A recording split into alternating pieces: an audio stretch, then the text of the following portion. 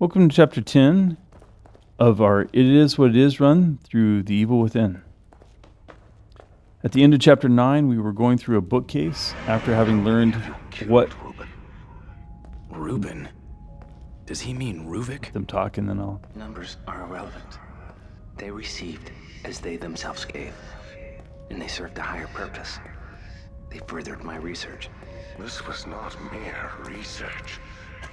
The things the papers say were done to those people, those traps. These vermin, these microbes, they're mine to do with as I please. But you are correct. This was not mere research. I'm close to perfection. This is abhorrent. This is my will.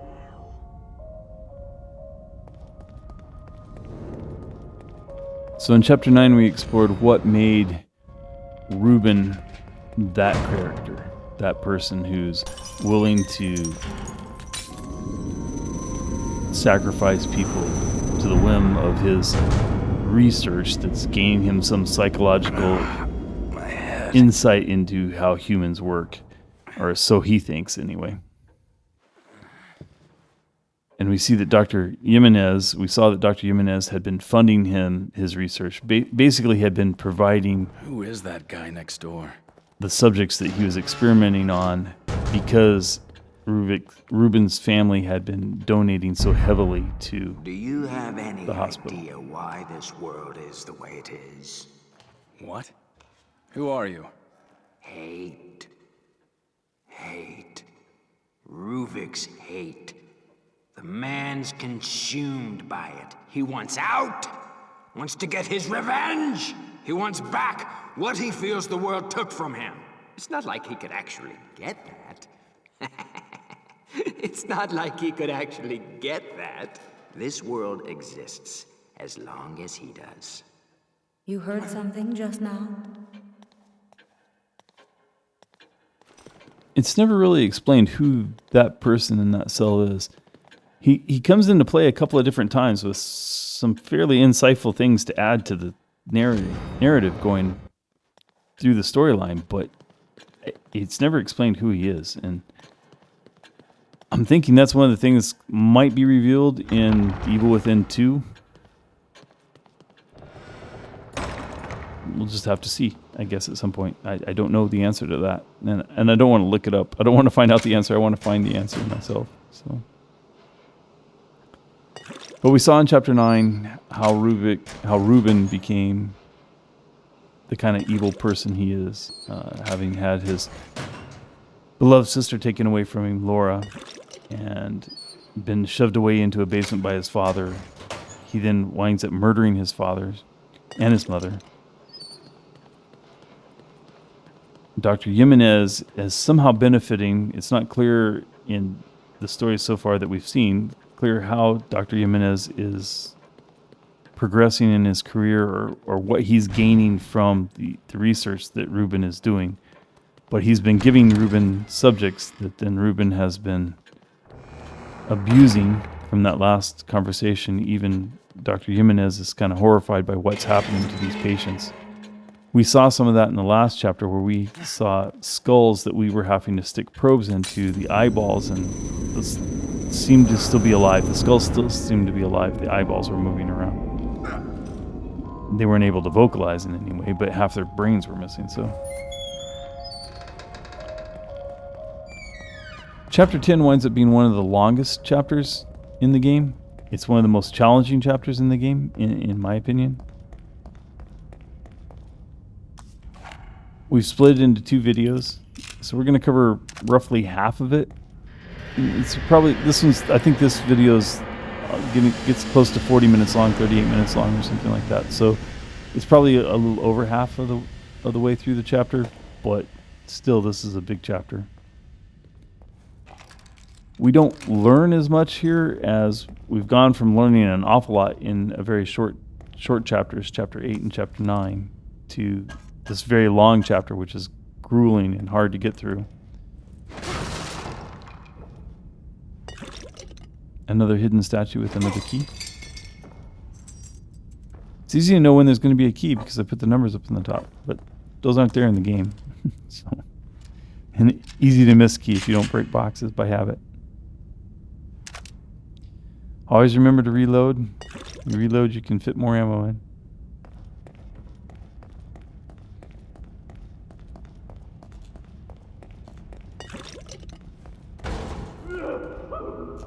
Coming up is an area that's like just so far out there. It's hard to conceive that anybody imagined it. This area is just such a surprise and such a like holy crap moment.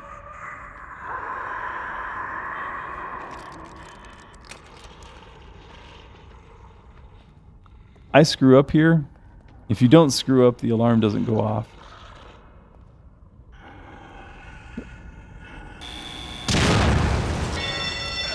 Once that alarm goes off, and the alarm will go off. The alarm will always go off, but it doesn't always go off that quickly.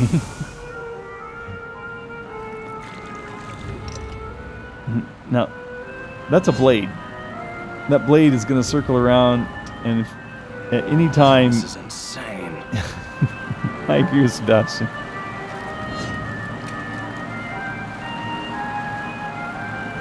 At any time, if you stand up and that blade's coming, you can lose your head. The zombies, when they attack you in that area, they don't even attempt to kill you. They just attempt to stand you up. You get decapitated with them.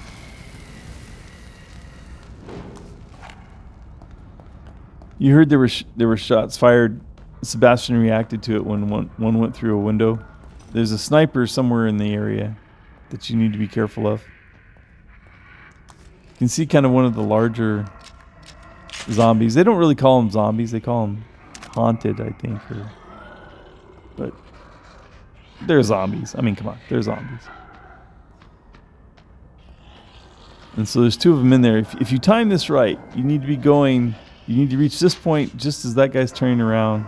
The smaller guy's turning around. This guy's reaching the doorway. You don't want him to get too far in the doorway. If you time it just right, you can turn around and you can get to this guy before he turns around. You also need to go approaching from the right instead of the left. You can tell I was kind of upset at myself there. I can't tell you the number of times I had to go through this section. I've stopped displaying all of my deaths. At this point, you're seeing the product of me figuring out how to get through it. Some of that has to do with it is what it is. Some of it just has to do with the variation of the chapter. People are not always in the exact same spots. They don't always see you at the exact same times. The timing has just enough variation in it. And there were a few things that I was trying to do that I wanted to do a certain way, and I wanted to find out if they would work, and some of them didn't work.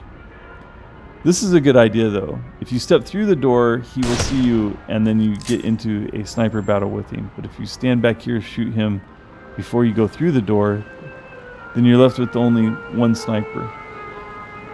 The reason that's much better is because you'll watch. He'll stand up, you'll see the light as he's looking at you. He'll shoot. Now he'll duck down. If there are two of them there, they kind of go in cycles. You know, one's standing up and shooting while the other one's kneeling down reloading. It's much harder to deal with if they're both standing up at the same time. But, so shooting that first guy through the doorway, that was a trick that I just came across in this run through that worked really, really well.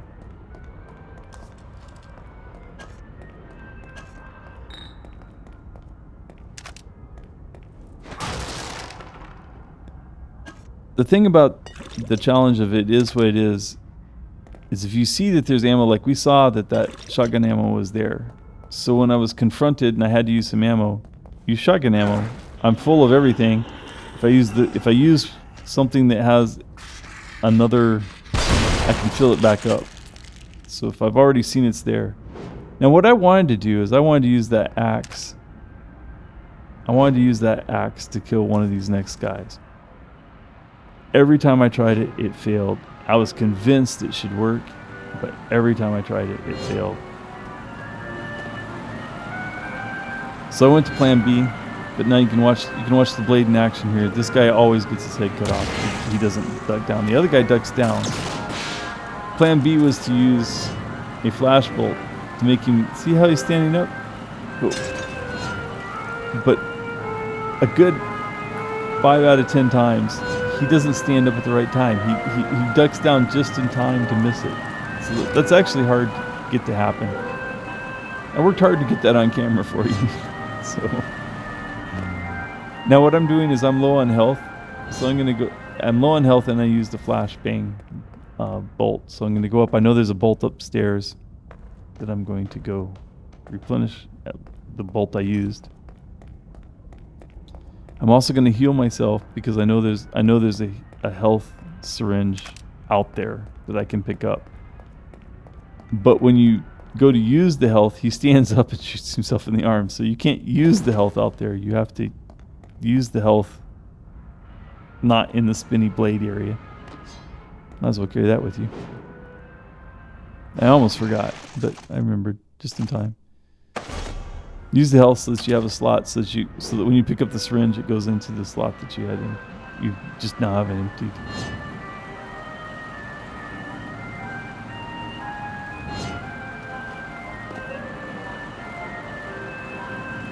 Behind the area where you had to disarm the bomb, if you jump over this wall, there'll be a health syringe.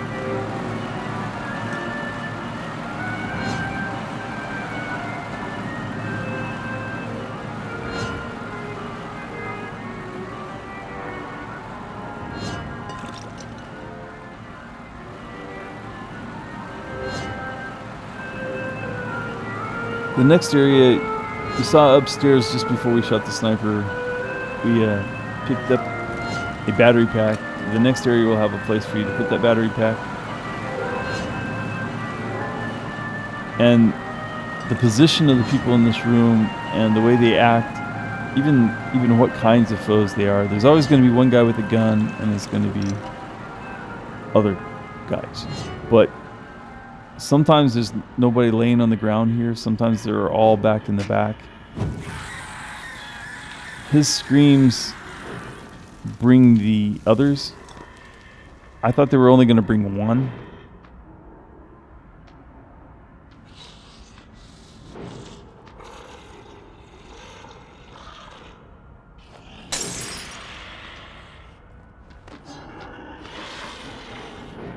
So I was prepared to stab this guy. I took the axe just in case. But I was not expecting this guy with the gun to just show up there, so. I don't know if it was because both the combination of using both the screams and the bottle, or one or the other called both of them. But in any case, they both came at the same time. Normally the guy with the gun stays back there.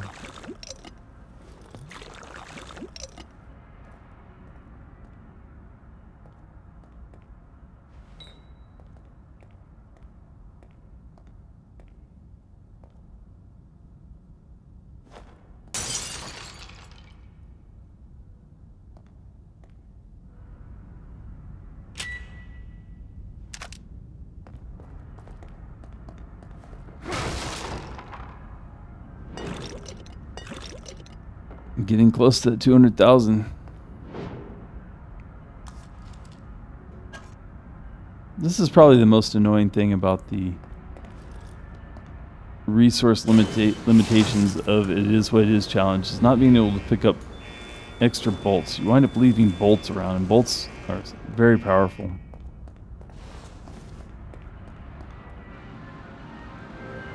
Especially if you could fully upgrade them. Obviously you can't upgrade them at all during the It Is What It Is, but in runs where you can actually upgrade them, you can once you get them to level 5, they're incendiary bolts. And they're a one-shot kill for any normal.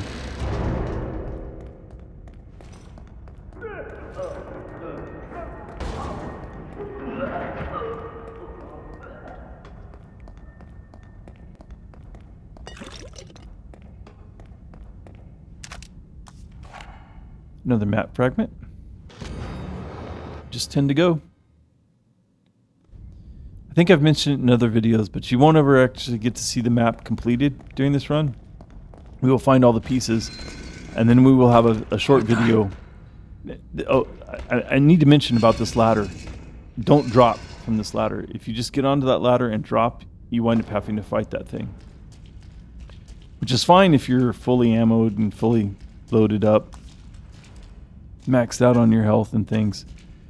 Then he gives you a lot of resources. He gives you, I think it's 1,000 green goo, which is, maybe worth going down and killing him for. But these guys are hard to kill on. It is what it is. You don't have upgrade weapons. They're hard to kill. So don't drop down unless you want to fight that thing.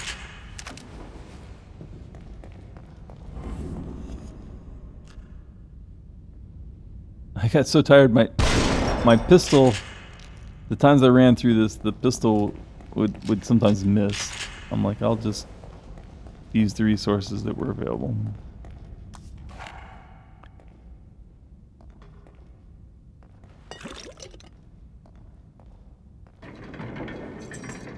The fear here was palpable. I mean, how do you say that? You could feel it. The fear was real of going in there and trying to get that. I was just sure I was going to die the first time. Once you see it done, you realize that it's not going to trip until you get over there where it is, and you have plenty of time to get back out. But convincing yourself to actually crawl underneath that spike plate is hard, or at least it was hard for me the first time. Now that you've seen me do it, it won't be hard for you if you haven't already done it. I mean, it looked like I did it kind of casually, but the first time I did that was terrifying. The thought of, like, am I going to be able to flip around and get out of there in time? Is there something I'm missing? Am I supposed to trigger it and something's... Anyway, it was scary. It was real fear.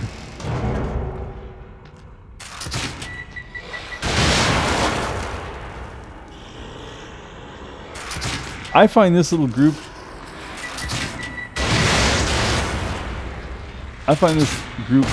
hard to deal with. And it is what it is. I ran out of the exploding bolts. You can hear there's still a couple of them in there.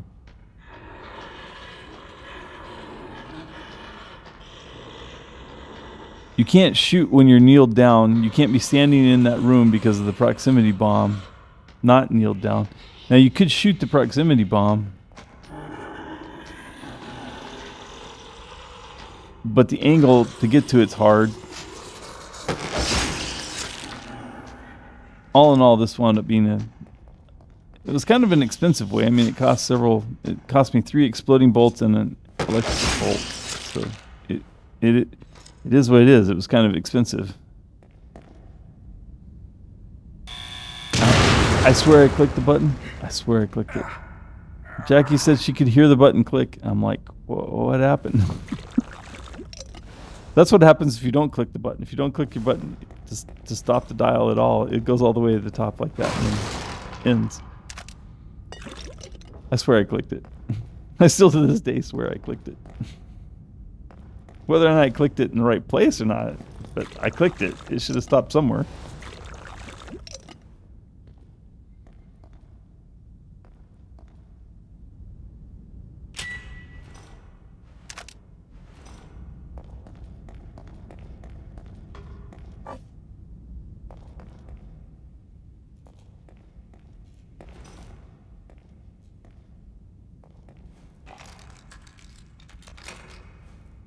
Getting lots of resources to make bolts, so maybe using those 3 explosive bolts isn't going to be a problem after all.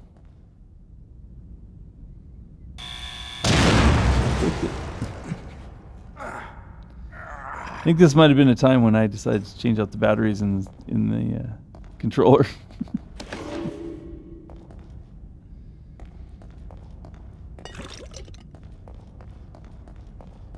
It wound up being so costly too. I mean, because without the health, you have to be careful.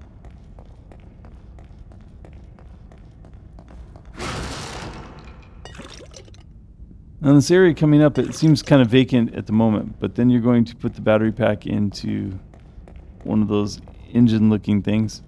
those generator-looking things, and all these mechanisms are going to come to life, like that spinning wheel of death there. These spinning wheels of death. I don't know if this is coming from one of our subconsciouses or coming from Ruben's conscious efforts at making this world, but somebody's kind of a sadist. Usually there's a rat that comes through there, and if you're not careful, you'll be watching the rat and step into that trap. It triggers that spike plate that will impale you.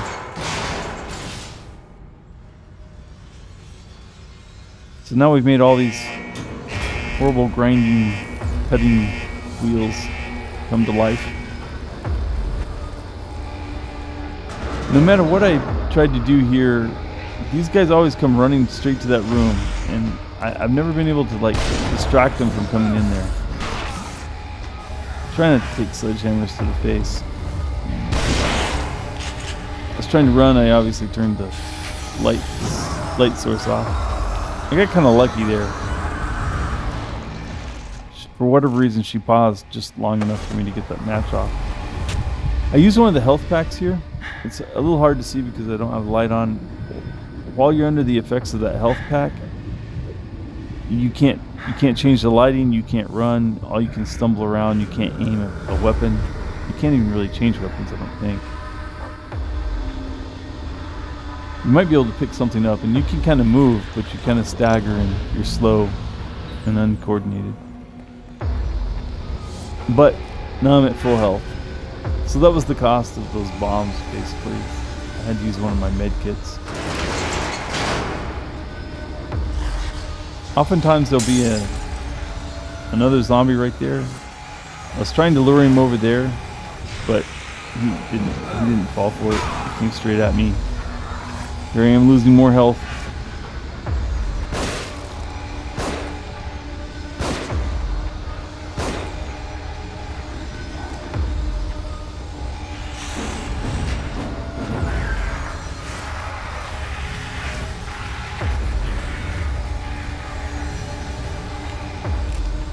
I know I left some ammo back here, so I'll go fill up again.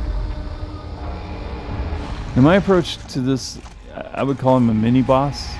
I don't know exactly what their names are, but these are giants that are attached to some sort of crossbeam. They can eventually break themselves free of the crossbeam. But if you time that grenade correctly, if you're not pretty quick about it, he will rush across the whole room and cover you that distance quickly. They have these hook. Those are obviously painful. Can't really stand toe to toe with this guy. The electrical bolts will pause them. If you get them close enough to pause them.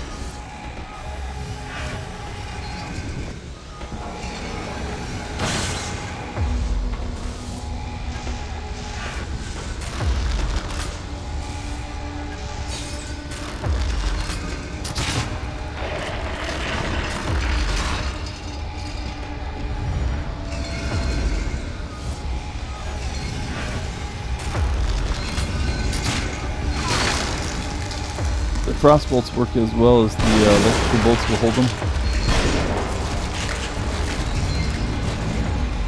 Oh no, that wasn't too bad, but you can see we used the full health. We used a med kit, and we're already down to half our health again. So I think it's hard to deal with.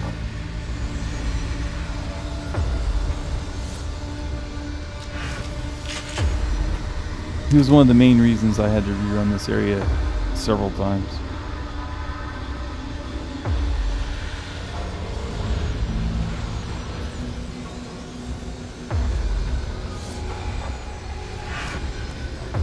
Knowing that ammunition was there, I had used the sniper rifle. Use what ammunition you know is laying around. Always try to use that first. Of course, caveat that using handgun ammo against a big foe may not be all that useful.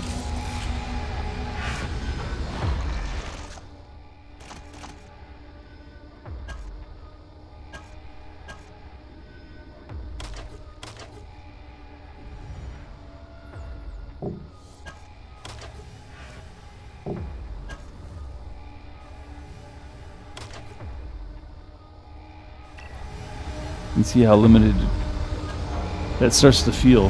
That limit of only three bolts at a time.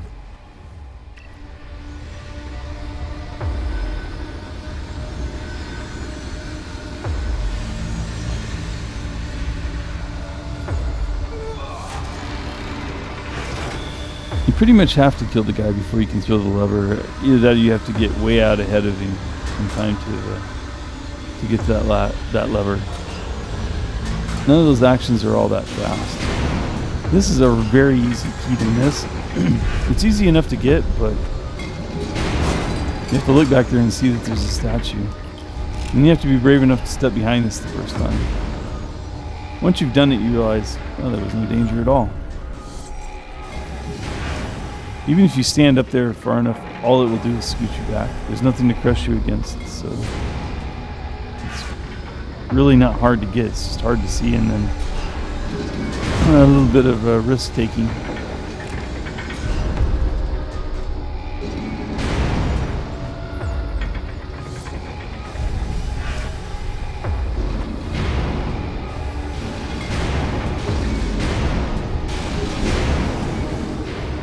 Those once you trigger them, they don't ever seem to reset.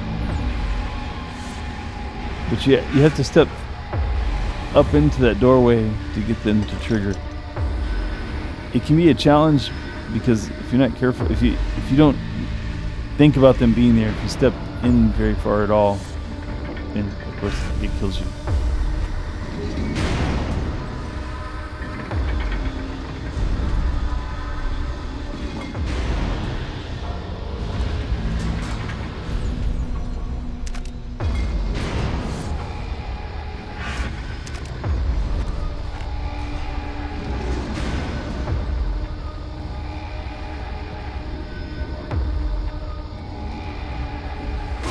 The music during this part of it is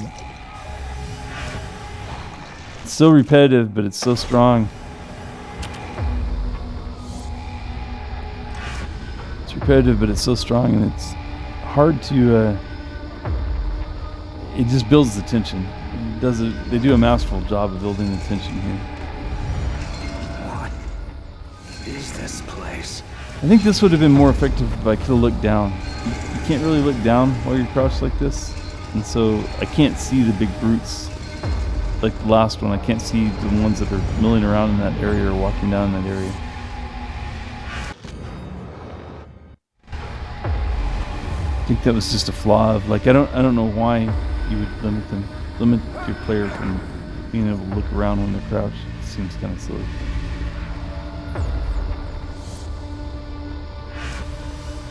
The thing to remember here is to be quiet at first.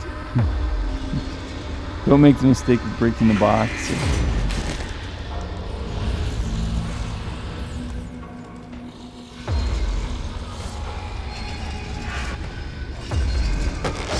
You want to kill that guy with stealth, and then that opens up the area. The same type of boss again, but this time there's 2 of them. And so I'm trying to do a lot of damage to this guy before we get started. But look how fast they can cover ground. It's so surprising.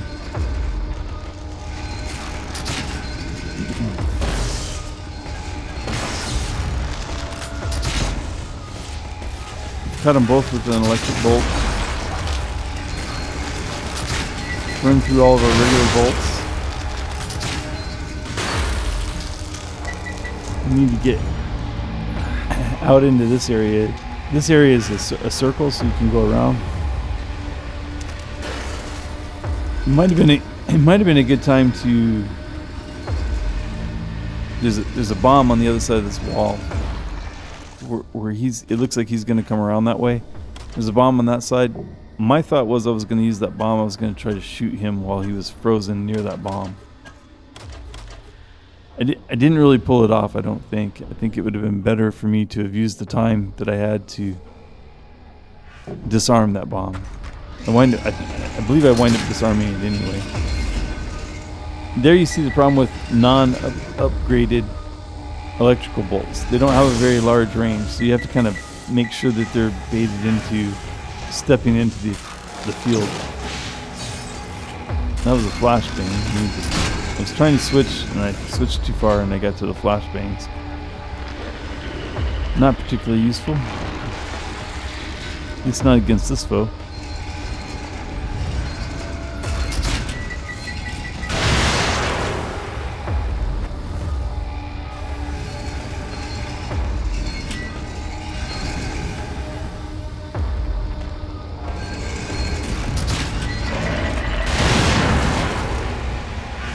The explosive bombs are a little bit more likely, their proximity seems a little bit better.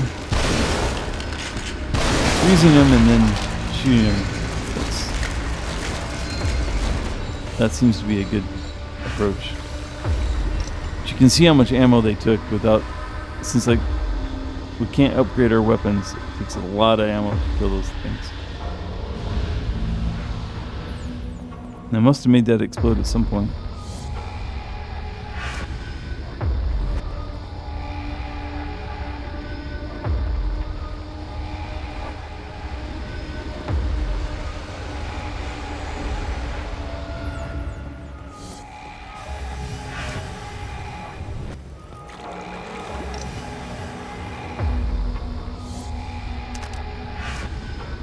We used a lot of resources, so we need to pick up everything we can find. We pulled some bolts off the walls, we've gotten some shotgun ammo, some component parts from the various bombs. Remember, there was a health back here. We took a beating, but it never got super serious.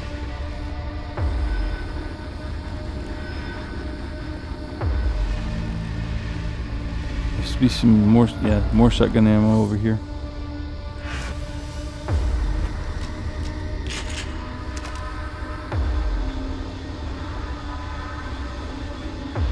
Okay, now there's a wheel, and obviously this is again one of those wheels that takes you, some finite but extended period of time to open.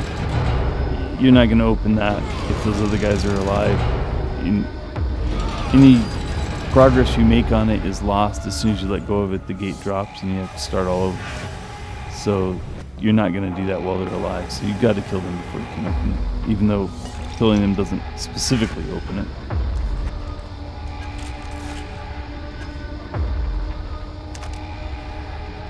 Again, using the immediately loaded weapon trick to up our bolt count from 2 to 3. Crawling underneath these spikes, kind of scary moment, but they never drop again. So as long as that lever, once you pull the lever, you're fine. It's not a time thing or anything. Finally back in that same room where we started.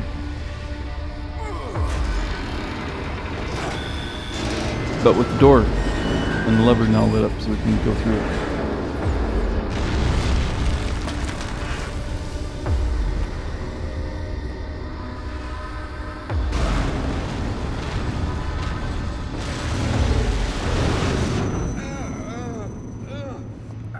So we're getting very close to the end of the chapter. Again, when things change like that, turn around. There's usually something good laying on the ground right behind you.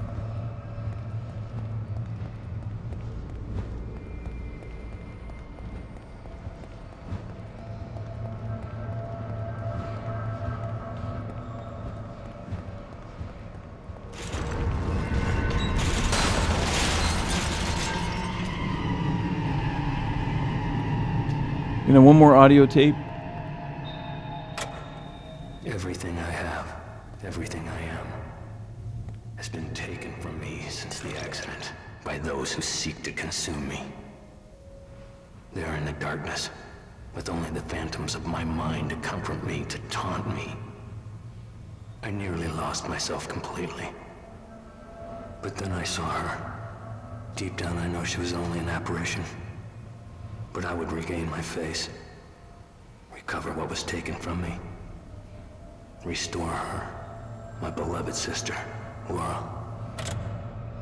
I don't know how he plans on restoring her exactly. I guess maybe by just creating a world where he can control the world itself.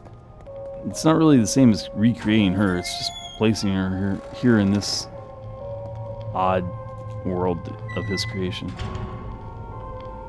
I'm not sure why he thinks she would be happy with this world.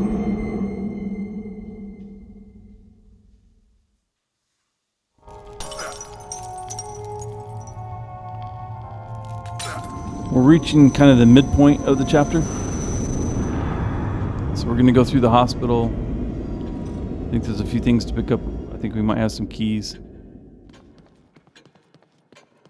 Have you forgotten something? Yeah, I forgot this poster.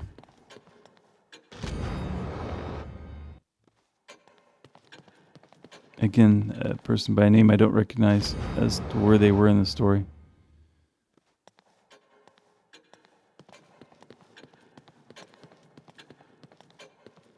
A newspaper article about the fires.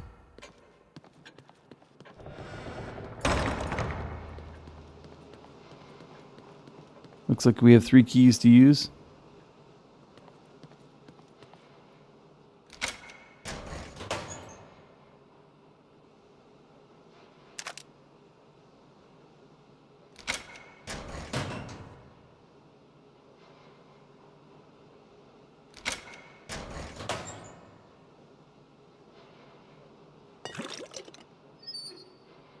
Got at least some of our explosive bolts back. We're getting to where we have some ammo laying around. We can fill up, make sure that we're full. At the same time, it's better to fill up in the field if you can. Leave these as a last resource. That's going to close out this part of the chapter. We'll see you tomorrow with the end of chapter 10.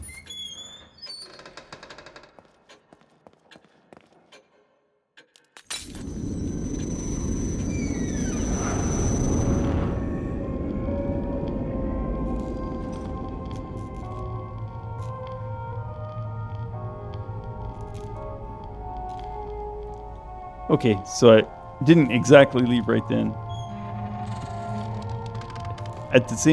Just as I did the first time I played, I realized what was through that door, and I decided I need to go back and save because I know this is going to be a challenge. I think we even stopped playing that day to be fresh for the challenge. You've been expected. But you're going to enjoy tomorrow's You don't episode. look well. We'll see you there. You should take better care of yourself.